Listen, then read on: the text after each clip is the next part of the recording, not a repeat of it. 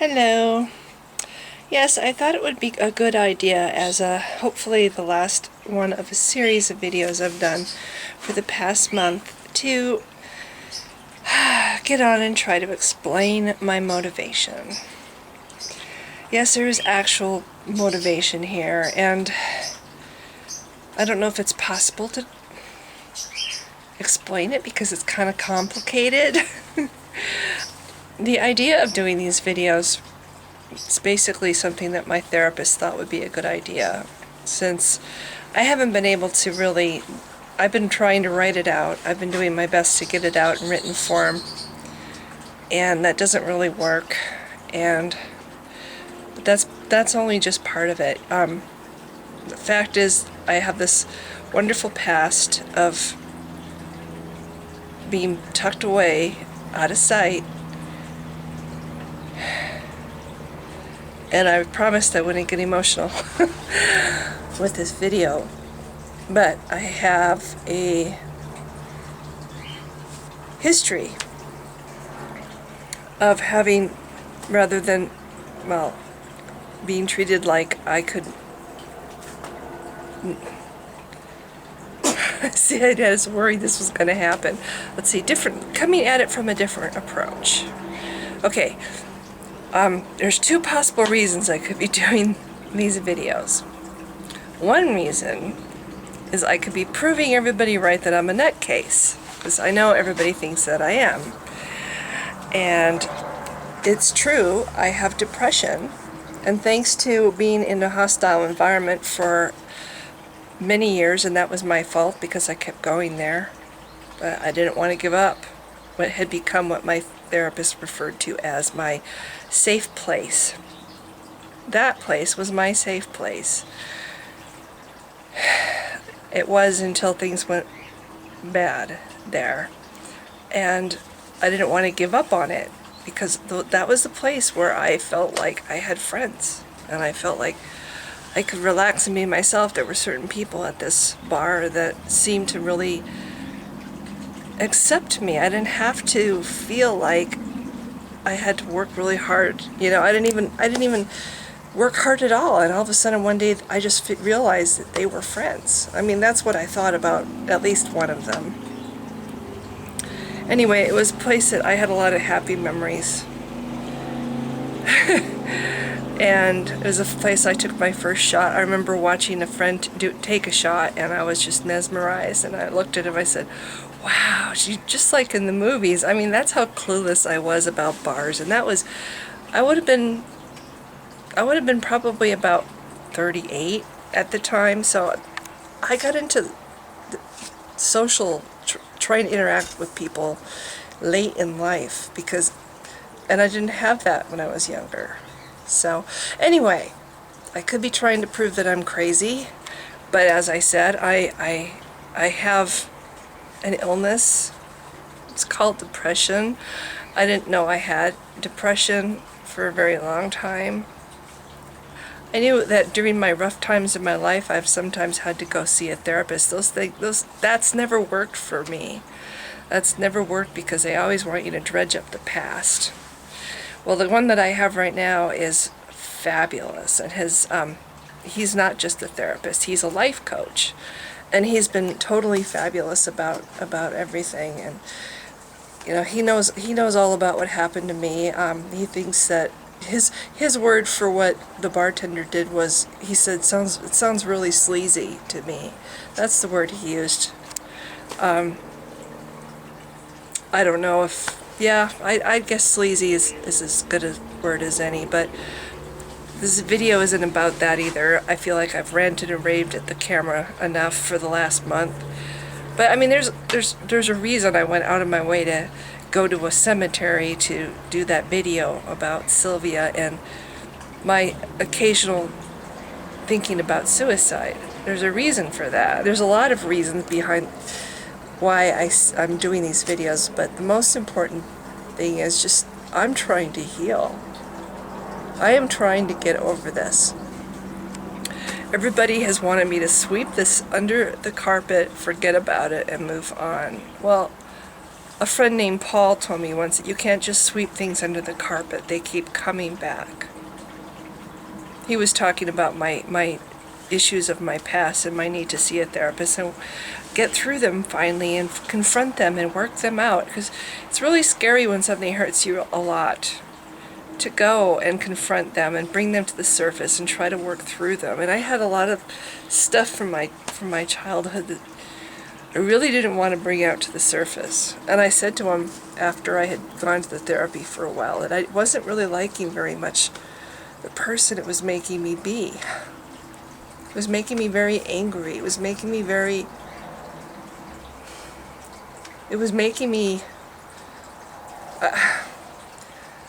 I don't want to get too serious here. But, and this was all before I got 86 at the restaurant. That restaurant was helping me a lot. And actually, before I got 86 from the restaurant, the bartender himself told me he saw that I was improving. And so did this other friend, who encouraged me to keep going to the therapy, even though it was really bringing up bad stuff for me and making me feel all kinds of shit. So, and that's what I keep doing. Sometimes I don't want to because it hurts. Last week, the day after my therapist visit, I was at the cemetery crying and thinking about suicide. Not for real. I mean, I wasn't really going to kill myself, but I think about it a lot. And when I think about it, I have the recollection of Sylvia's grave and what Sylvia did, and what seemed like a really big deal to Sylvia that ultimately killed her at just 24 years of age. It's like, if you just take a deep breath and you keep working to, going through the motions or whatever, eventually you can get past those feelings that you can't take it anymore, and that's what I try to do when I get that way. Anyway, when I was a kid, my mom, and I didn't know, because I didn't get to know this until her later, or her mid 80s. My mom, apparently, they just diagnosed her about 8 years ago. She had cancer, she had to have surgery, she had to have chemotherapy, which made her very ill, and she mentally unraveled. And for the first time in my life, I got to know that my mom, at first we thought she had dementia, really bad. But then when she finally was evicted from her apartment and she went to the Monroe Hospital for senior behavioral health ward, she was in there for almost 2 months in this hospital ward. I mean, it's like one flew over the cuckoo's nest for real. First doctor she didn't trust. The second doctor she trusted, and she basically told him all her secrets, and he diagnosed her as paranoid schizophrenia with delusions of grandeur. And they figure that she had this illness since her early 30s. I can't tell you how many times. And here we go. Okay, this is the challenging part for me.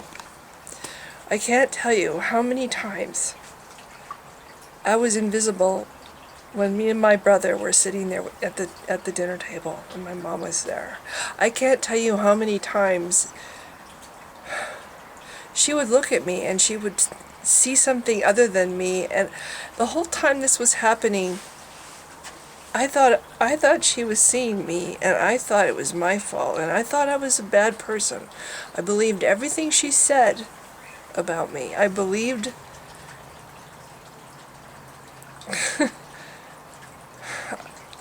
anyway, I didn't know she was ill until 8 years ago. I didn't know my mom had been mentally ill all her life.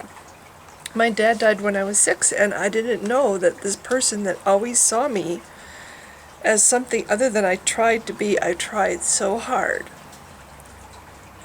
to be a giving person, a loving person, a happy person. I tried to, that that home that I grew up in was very, very toxic. My brother and my mother fought constantly. My brother was an alcoholic by the age of 14. My mother was afraid of him. And then when he got older, and I got older, she used to tell him, well, she didn't tell him, he just took it upon his own volition. When I would fight with my mom, he would come in to my room and he would beat me up. And he'd trash my room. And then I'd get to hear my mom thank him for it. And he was like, anyway, all my life, my story has been about one thing: trying to prove my mom wrong, trying to prove that I'm a good person, trying to be everything that she said that I wasn't. And in junior high, I went through a period where I was totally in rebellion. I was running away. I really didn't want to live there anymore. I really thought that if I could get to juvie, it would be a better, happier, safer environment for me. So I was literally doing things to try to get arrested, excuse me, and put in juvie. That was when I was like 12 years old. So I'm looking down, my dog's down there. So that's like the story. Story of my life is I've been always trying to prove that I'm a good person, no matter what my mom saw. My mom saw something else in me, and I didn't want to believe it was there, but you hear something enough times, you get to the point where that's what you believe too. And when my husband loved me, it was like, oh my God, somebody loves me.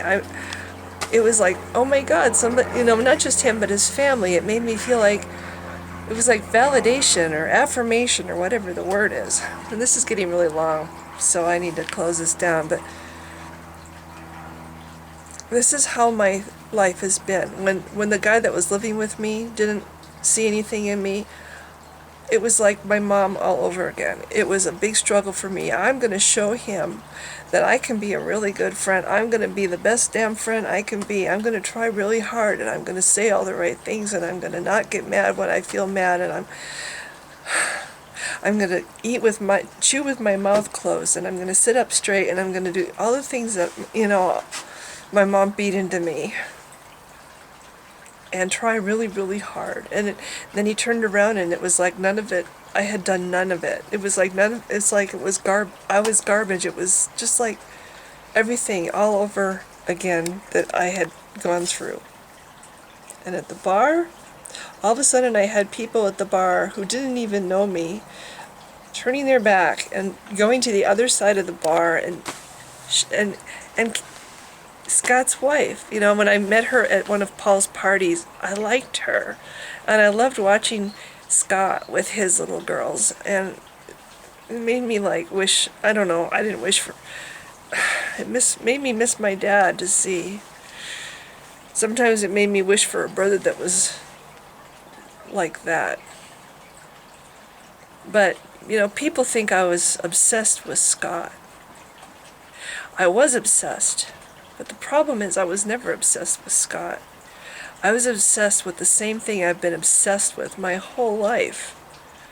Trying to prove that I'm a good person, and that I'm a nice person, and I wouldn't have minded being anybody's friend at that bar. I thought they were all pretty great.